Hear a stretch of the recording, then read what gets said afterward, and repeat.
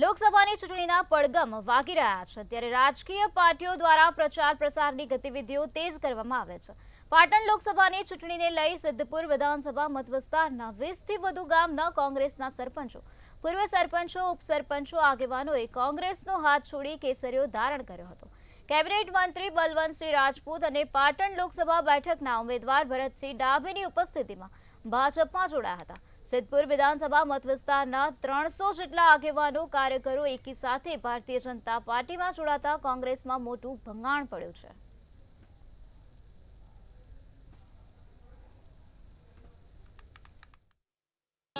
સંસદ સભ્ય ભરતસિંહ ડાભી સાહેબ, જેમને 5 વર્ષ બહુ સારું કામ કર્યું અને એટલા જ માટે એમને ફરીથી રિપીટ કરવામાં આવ્યા અને બધાનો સામૂહિકતા જોઈને લોકો આજે 250 થી 300 જણા આજે જોડાયેલા છે।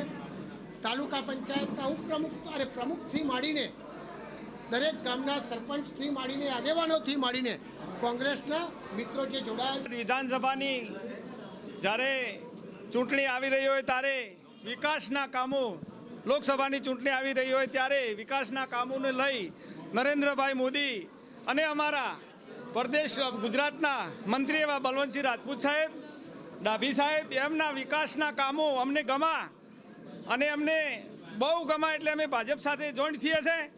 ભારતીય જનતા પાર્ટીના સંમેલનમાં આદરણીય ઉદ્યોગ મંત્રી બળવંતસિંહજીના નેતૃત્વમાં